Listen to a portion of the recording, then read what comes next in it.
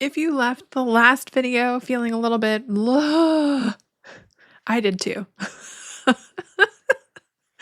I like the idea of Pastel, but it's missing a couple really imperative features for me, for my personal preferences, that it can't show pinned comments to hidden elements on the website.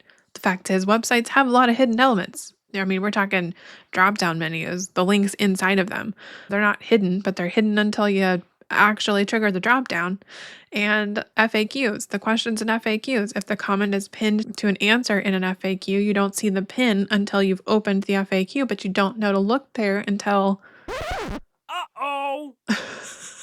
So those kinds of things really bother me. It also bothered me that it didn't group comments by page. So I don't want to be floating around all over the website going back and forth, trying to figure out what page the comment was left on, taking a few precious seconds to contact switch between the homepage and the service page and the contact page and the portfolio page and the blog page and then back to the homepage.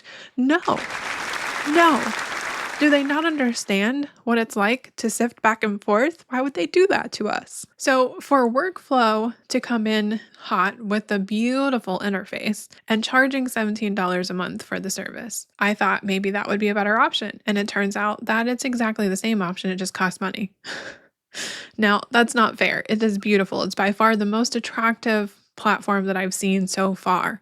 It's way less buggy than Reddle was. You even saw that in the last video when I was testing, but it's still slightly buggy. Pastel is the least buggy and it's free. Workflow costs $17 a month and it also lacks the same features that Pastel had. So between the two, I have to pick Pastel and I didn't really feel excited about it. In the interim, of course, someone reached out to me in my DMs, quite literally, the co-founder of Webvizio, and was like, "You seem like you're not very happy with the choice that you've made. We saw your YouTube video, you did a great job. Would you mind looking at our platform?" And I was like, "Actually, I've been recommended this platform, but I ignored it because it doesn't have a free plan." And he was like, "Well, funny you say that, because no, they don't have a free plan, but they are introducing a promotion specifically because of all the markup people. They are running a 40% off forever promotion. So not just for your first payment or your first year, but for the entirety that you have an active subscription with them, however long that is. So if you want to try Webvizio, but the price tag was throwing you off and you were okay with paying Workflow's price tag of $17 a month, then you're in luck because that is what the promotion gives you. 40% off $30 a month is about $17. So it's the same price as Workflow. It's not as attractive as Workflow. I'll give Workflow that. But it has more features. It's closer in functionality to what we're used to in MarkUp. Plus, it has a few other things that MarkUp never had. So let's look at what's inside the platform. We can walk through it together, and then you can make an informed decision as to whether you're going to go back to Pastel because it's free, you're going to try Workflow because it's pretty, or you're going to try Webvizio because it's useful and efficient. So first of all, the best alternative to MarkUp, I don't know if I would call anything the best because MarkUp is still my favorite, but this comes pretty close because it doesn't have the bugs that Reddle had. It has a lot of the features that MarkUp didn't and some that it just introduced right before they took the free plan away from us, so I didn't get a chance to use or appreciate, but now I have access to that with Webvizio. Let's jump into my Webvizio account. So inside my account, it looks very similar to something like MarkUp or Pastel or whatever.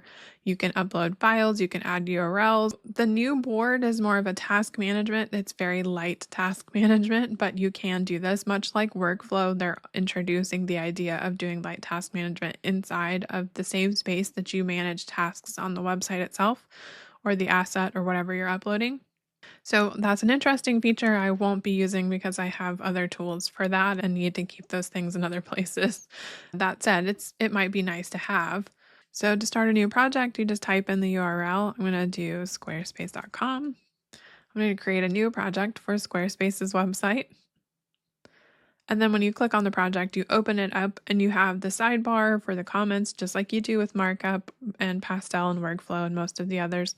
And then you have the toolbar across the top, which I prefer personally because that keeps it kind of top of mind. In browse mode, if I hover over their navigation area and click on websites, that takes me to this page on their website and I can scroll through and use it. But notice what it did. It actually opened this up in a new tab. So every time you open a link, it opens a new tab within the Webvizio platform. That might be a little bit confusing, but I actually have come to like this feature because it allows me to see where I left off. And if you're editing things on multiple pages, this is actually pretty handy to be able to do. So you can jump back and forth in between these at any time. And then you can switch back to task mode to leave comments. Maybe up here, we're going to tell Squarespace they need to put a pricing link up in their navigation. So we're going to add that comment there. Under resources, we're going to go to Help Center. And we're going to tell them to move their Help Center link into the navigation to make it easier to get there. So now we have 2 comments on this page. And if we jump back to their home page, we can scroll down and go to the pricing page. And let's pretend we're going to switch back to task mode and we're going to rename core to business like it was.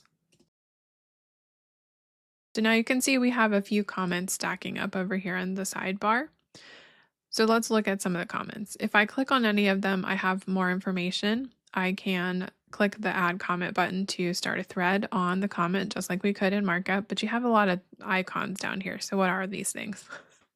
First, you have the browser's info. So whoever left the comment is going to store information about the operating system they were using, the browser they were using, and the version, the resolution of the screen they were using when they were looking at it. Then it also takes screenshots. So if we open up, we can see where the pinned comment was left on the page and the browser data right here. It also does live snapshots, and this is essentially a working screenshot, a clickable screenshot. You can copy the task link, so the task is the comment itself. You can attach files to it. You can even record a video here. So if I click add video and record a comment within Webvizio, and that does not need Loom or anything else, that all happens within the platform. There's also a time log. So if this task takes you 15 minutes, you can log it. And you can also label this task, and you can pick a color and then rename the label. And that will show up on the actual task card.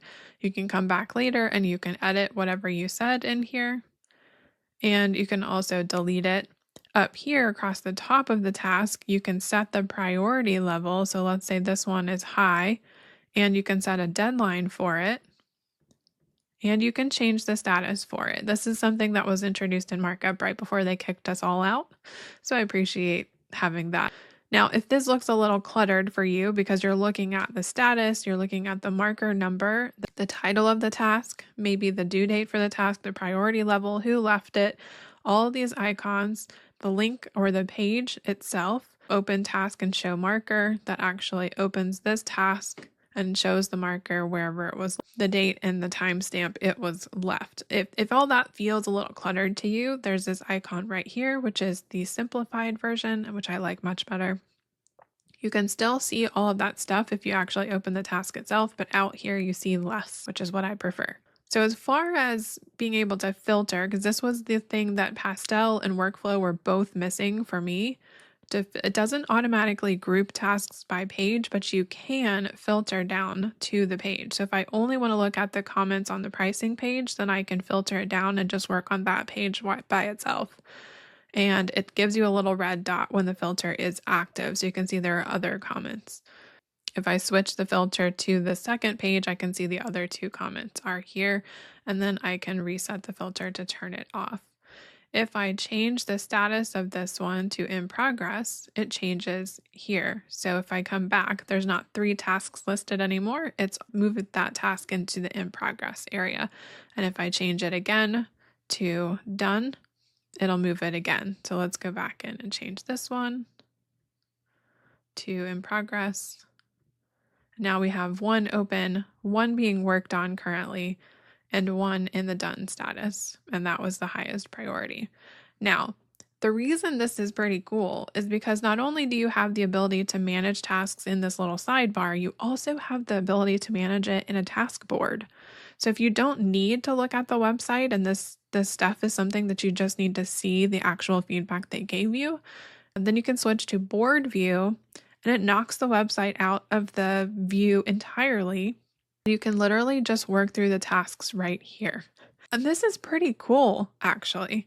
It kind of gives you a simplified way to work through the tasks that are like no brainer, easy to do, the ones that you don't actually need to see where they live in order to get them done.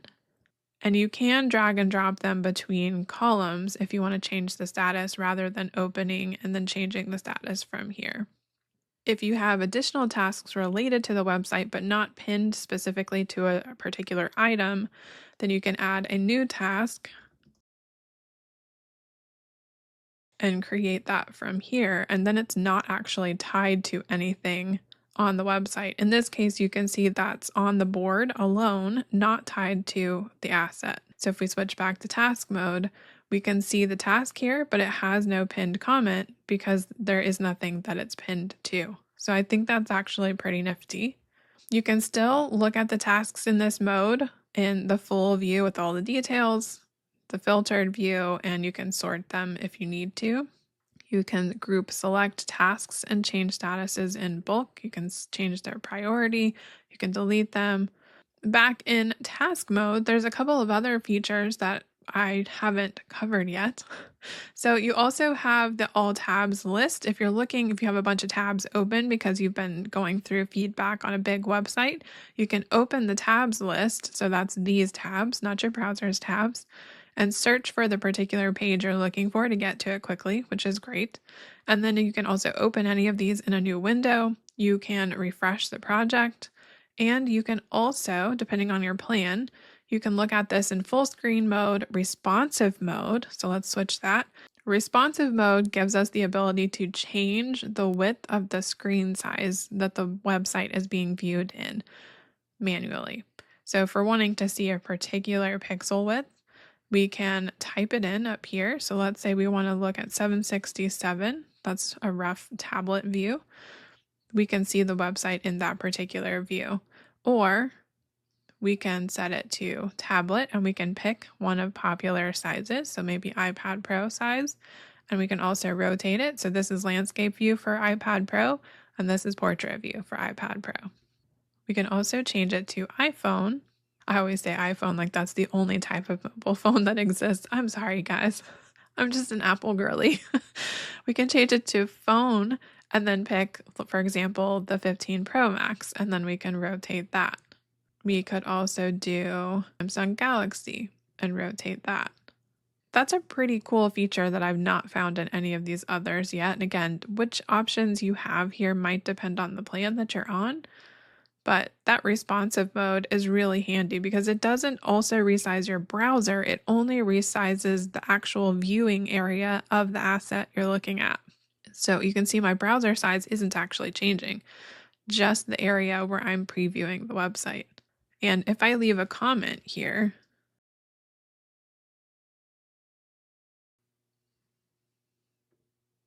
if I switch back to full screen, then it tells me that this was being viewed in the responsive mode, and this was the pixel size that it was commented on. So you can see the difference here. If I go to a different task, this one was in desktop or full screen mode, and this one was in responsive mode based on the icon. So all kind of interesting data points. There's a whole lot more about this tool, though, that I haven't even touched on. For example, each project has its own settings. You can change the project name at any point. You can change the URL at some point. They have their own Chrome extension that gives you a little bit more features and usability.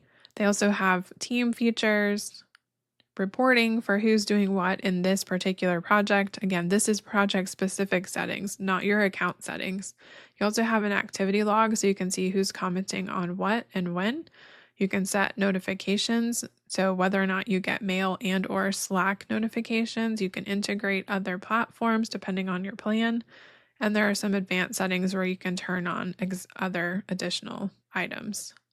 To share a project with a client, you just click share and then you can send them an email invitation. You can set their role, or you can just grab the quick copy link, which is what I would be doing because they're going to be joining as a guest anyway. So if I click that, and open in an incognito window, and I paste that in, this is the view that the client will see of the Webvizio platform. Continue as guest. So it says, oops, we couldn't find the extension installed on your browser. Please install the Chrome extension and refresh the page. And it gives you the link so they can go ahead and add that to their Chrome. It is actually installed. It's just not enabled for incognito for my browser. So I'll go into the extension settings and turn on allow in incognito and then close and go back here and I'll refresh the page. Continue as guest. And now it's working properly. So now as a guest, if I click on this title and I say change heading text to whatever and then create, now let them do that without asking for any information. So I can't see who's actually commenting, but if you're working with one client at a time, that doesn't really matter. If you need to actually have them log in, then they need to create an account so it will attribute their task comments to a particular individual. So that might take some guidance to help your client install the Chrome extension, refresh the page, something to keep in mind. Okay, so that's what it looks like for them. Inside our dashboard, you can see that we have 5 comments on this one, 7 comments on that one. So if I open this project, we can see where we were with this one. We can go to board view. The interesting thing about this task area is that you can still see the screenshots even when you're in here. So if you click on task screenshot and then you click to expand it, you can see what was happening even when you're in here and you can't see like the working website. So if you do need a reference for whatever is happening, you don't actually have to be in task mode to be able to see that. So here you can see that in this one, I left fake comments on 4 different pages. Let's go back to board view and we'll do this one is done. That one's in progress. That one's done. That one's done. So now we can see that we have 3 open, 1 in progress, and 1 done. Let's go back to the dashboard.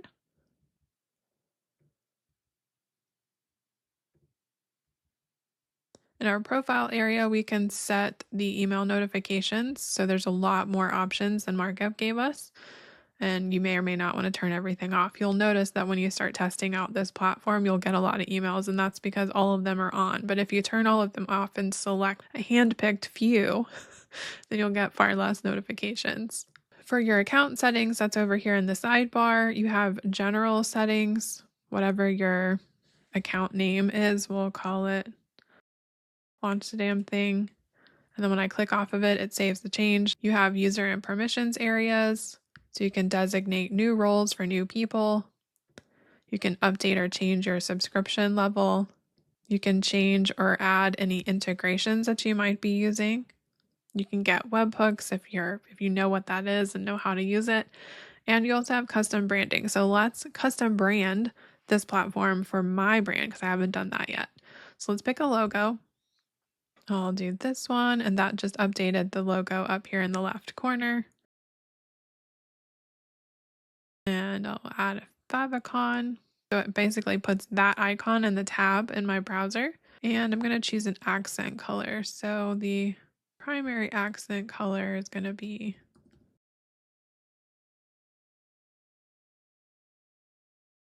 in the emails that customers receive. The greeting is set to have a great day, Webvizio team, because nothing has actually been placed in there.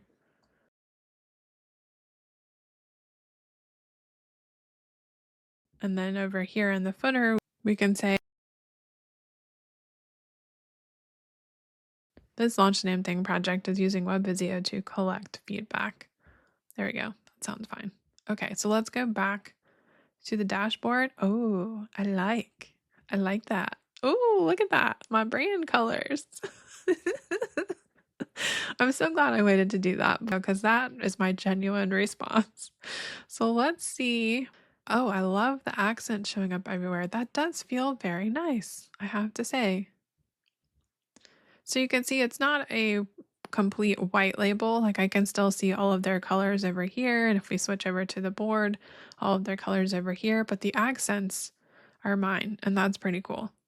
So I know that I skipped over a whole bunch of stuff. There's a lot more to this platform than just those things, but that's the basics of what I will be using it for. And so I hope that's been helpful for you to decide on what to use after MarkUp if you're not happy so far with Pastel or Workflow, because those are the first two options that I covered. Again, Pastel has its own free plan and it has a limited comment window. So if that platform works for you, but the limited window doesn't, and you're not quite happy with Workflow because it's pretty but not super functional quite yet, it's too new for that, then Webvizio might be a better solution for you in the interim. Again, if you want to try Webvizio and the free trial isn't long enough and you just love it and you need that discount code, remember it's just DAM40 and you got to purchase your subscription before April 15th or you'll lose the discount. Make sure you go check it out. So I hope this deep dive was helpful for you. I really if I'm going to have to do a deep dive for myself, I might as well share it with you guys, right? Hopefully you care. Hopefully you give a shit. Otherwise, I've just totally wasted hours of my life. But anyway, I just want to end by saying that these tools are personal preference, right? Just because I'm using one over another doesn't mean you have to use that thing too. Whatever one you feel the most comfortable using is the one that you should use, whether that's something that you pay $80 a month for. If you loved MarkUp and you think it's worth it, go for it. That's not my prerogative. I don't want to pay for it. It wasn't worth it for me because I don't churn out lots of projects anymore. So no, $80 a month times 12? No, thank you.